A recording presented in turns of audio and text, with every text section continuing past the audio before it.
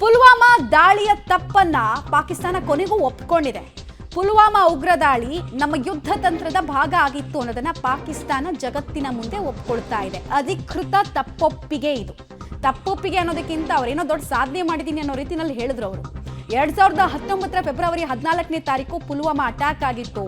ನಮ್ಮ 40 CRPF ಯೋಧರನ್ನ ನಾವು ಕಳ್ಕೊಂಡಿದ್ವಿ. ಇದನ್ನ ಪಾಕ್ ಉಗ್ರರು ಮಾಡಿದ್ದು ಅಂತ ಸಾರಿ ಹೇಳೋ ಕೆಲಸವನ್ನ ಭಾರತ ಮಾಡಿದ್ರು ಕೂಡ ನಮ್ಮಲ್ಲೇ ಕೆಲವರು ಇಲ್ಲ ಅದು ಸರ್ಕಾರನೇ ಮಾಡಿಸಿದ್ದು ಅಂತ ಪುಂಗಿ ಬಿಡ್ತಾ ಇದ್ರು. ಅಂತವರಿಗೆ ಕಪಾಳ ಮೋಕ್ಷ ಇದು.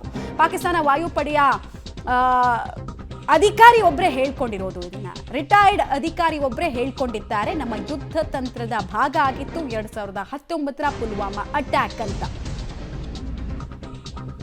ಡೀಟೇಲ್ಸ್ ಕೊಡ್ತಾರೆ. ನೇರ ಸಂಪರ್ಕದಲ್ಲಿ ಜಾಯಿನ್ ಆಗ್ತಾ ಇದ್ದಾರೆ ಪ್ರಕಾಶ್. ಒಂದು ಸೇನೆ ಅಂದ್ರೆ ಅದ್ರ ಬಗ್ಗೆ ಗೌರವ ಇರುತ್ತೆ. ಶೌರ್ಯ ಪರಾಕ್ರಮವನ್ನ ಜಗತ್ತಿಗೆ ತೋರಿಸೋದನ್ನ ಒಂದು ಸೇನೆಯಿಂದ ನಾವು ಎಕ್ಸ್ಪೆಕ್ಟ್ ಮಾಡ್ತೀವಿ. ಇದು ಎಂಥ ಸೇನೆ ಅಂತ ಒಂದು ಟೆರರಿಸ್ಟ್ ಆರ್ಗನೈಸೇಷನ್ ನಿಂದ ಇಬ್ಬರು ಭಯೋತ್ಪಾದಕರನ್ನ ಕಳಿಸಿ ಇಲ್ಲಿ ಬ್ಲಾಸ್ಟ್ ಮಾಡಿಸಿ ಹಿಂಬದಿಯಿಂದ ನರಿಬುದ್ಧಿಯನ್ನ ತೋರಿಸಿ ಅದನ್ನ ದೊಡ್ಡ ಸಾಧನೆ ನಮ್ಮ ಸೇನೆಯ ತಂತ್ರಗಾರಿಕೆಯ ಭಾಗ ಅಂತಾರೆ ಅಂದ್ರೆ ಇದಕ್ಕಿಂತ ನಿರ್ಲಜ್ಜತನ ಇನ್ನೊಂದಿದೆಯಾ ಅಂತ. ಮಮತಾ, ಪಾಕಿಸ್ತಾನಕ್ಕೆ ಮತ್ತೆ ಉಗ್ರರಿಗೆ ಒಂದು ರೀತಿಯ ಅವಿನಾಭಾವ ಸಂಬಂಧ ಇದೆ. ಅವರಿಗೆ ಒಂದು ರೀತಿಯಲ್ಲಿ ನಂಟಿದೆ. ಈ ಒಂದು ಪುಲ್ವಾಮಾ ದಾಳಿಯಲ್ಲಿ ಕೂಡ ಪಾಕಿಸ್ತಾನದ ಸೇನೆಯ ಪಾತ್ರ ಇತ್ತು ಅನ್ನುವಂಥದ್ದನ್ನು ಈಗ ನಿವೃತ್ತ retired air vice marshal Aurangzeb ಅವರು ಕೂಡ ಸ್ಪಷ್ಟನೆಯನ್ನು ಕೊಟ್ಟಿದ್ದಾರೆ.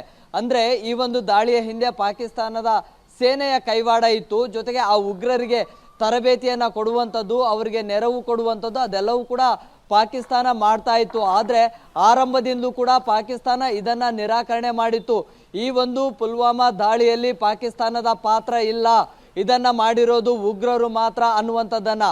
ಸೊ ಈ ಮೂಲಕವಾಗಿ ಜಗತ್ತಿನ ಮುಂದೆ ನಾವು ಟೆರರಿಸ್ಟ್ಗಳಿಗೆ ನೆರವು ಕೊಡೋದಿಲ್ಲ, ಅವರಿಗೆ ಒಂದು ರೀತಿಯಲ್ಲಿ ನಾವು ಸಹಾಯ ಮಾಡೋದಿಲ್ಲ, ಅವರನ್ನು ನಾವು ವಿರೋಧಿಸ್ತೀವಿ ಅನ್ನೋ ರೀತಿಯಲ್ಲಿ ವರ್ತಿಸ್ತಾ ಇತ್ತು. ಆದರೆ ನಿವೃತ್ತ ವಾಯುಪಡೆಯ ಅಧಿಕಾರಿನೇ ಪಾಕಿಸ್ತಾನ ಸೇನೆಯ ಬಗ್ಗೆ ಜೊತೆಗೆ ಉಗ್ರರಿಗೆ ಹೇಗೆ ನೆರವು ಕೊಡ್ತಾ ಇದ್ರು, ಭಾರತದ ಮೇಲೆ ದಾಳಿ ಮಾಡಲಿಕ್ಕೆ ಹೇಗೆ ಸಹಾಯ ಮಾಡಿದ್ರು ಅನ್ನುವಂಥದ್ದನ್ನು ಹೇಳಿದ್ದಾರೆ. ಈ ಮೂಲಕವಾಗಿ ಪಾಕಿಸ್ತಾನಕ್ಕೆ ಮತ್ತೆ ಉಗ್ರರಿಗೆ ಅವಿನಾಭಾವ ಸಂಬಂಧ ಇರೋದು ಸ್ಪಷ್ಟವಾಗಿ ಗೊತ್ತಾಗುತ್ತೆ.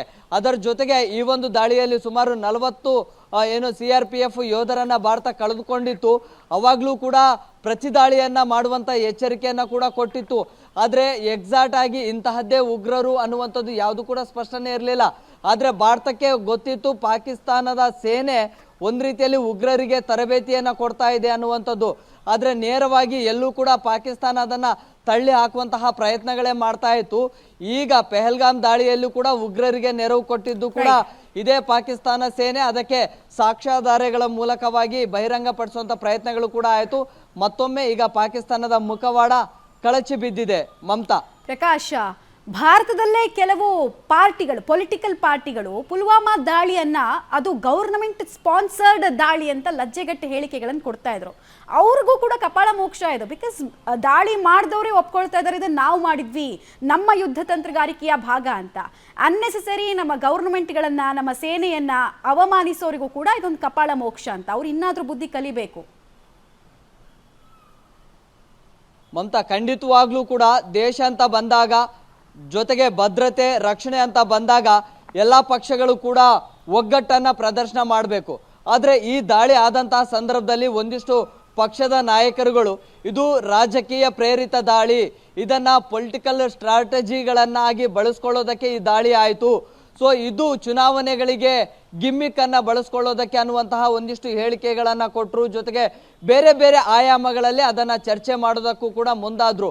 ಆದರೆ ವಾಸ್ತವ ಏನು ಅನ್ನುವಂಥದ್ದು ಖುದ್ದು ಪಾಕಿಸ್ತಾನದ ನಿವೃತ್ತ ವಾಯುಪಡೆಯ ಅಧಿಕಾರಿಗಳೇ ಹೇಳಿದ್ದಾರೆ. ಅಂದ್ರೆ ಉಗ್ರರಿಗೆ ಪಾಕಿಸ್ತಾನ ಸೇನೆನೇ ನೆರವನ್ನ ಕೊಡ್ತಾ ಇತ್ತು, ಸಹಾಯ ಮಾಡಿತ್ತು ಅಂತ ಹೇಳಿ. ಈ ಮೂಲಕವಾಗಿ ಯಾರು ಭಾರತದ ನೆಲದಲ್ಲಿದ್ದುಕೊಂಡು ಯಾವುದೋ ಒಂದು ರಾಜಕೀಯ ಪ್ರೇರಿತ ದಾಳಿ ಅಥವಾ ರಾಜಕೀಯ ಬೆಲೆ ಬೇಯಿಸ್ಕೊಳ್ಳೋದಕ್ಕೆ ಈ ರೀತಿಯಾಗಿ ಹೇಳಿಕೆಗಳನ್ನ ಏನು ಕೊಟ್ರಲ್ಲ, ಅವರಿಗೆ ಒಂದು ರೀತಿಯಲ್ಲಿ ಕಪಾಳ ಮೋಕ್ಷ ಮಾಡಿದಂತಾಗಿದೆ. ಈ ಮೂಲಕವಾಗಿ ಯಾವುದೋ ಬೇರೆ ಉಗ್ರರು ಅಥವಾ ಬೇರೆ ದೇಶದವರು ದಾಳಿ ಮಾಡಿದಂಥ ಸಂದರ್ಭದಲ್ಲಿ ಭಾರತದ ನೆಲದಲ್ಲಿ ಒಗ್ಗಟ್ಟನ್ನ ಪ್ರದರ್ಶನ ಮಾಡಬೇಕು. ಆದರೆ ಈ ರೀತಿಯ ಹೇಳಿಕೆಗಳು ಕೊಡಬಾರ್ದು ಅನ್ನುವಂಥದ್ದು ಈಗಲಾದರೂ ಕಲಿಯಬೇಕಾಗಿರುವಂತಹ ಸಮಯ ಬಂದಿದೆ. ಮಮತಾ, ರೈಟ್. ಧನ್ಯವಾದ ಪ್ರಕಾಶ್, ತಮ್ಮ ಮಾಹಿತಿಗಾಗಿ.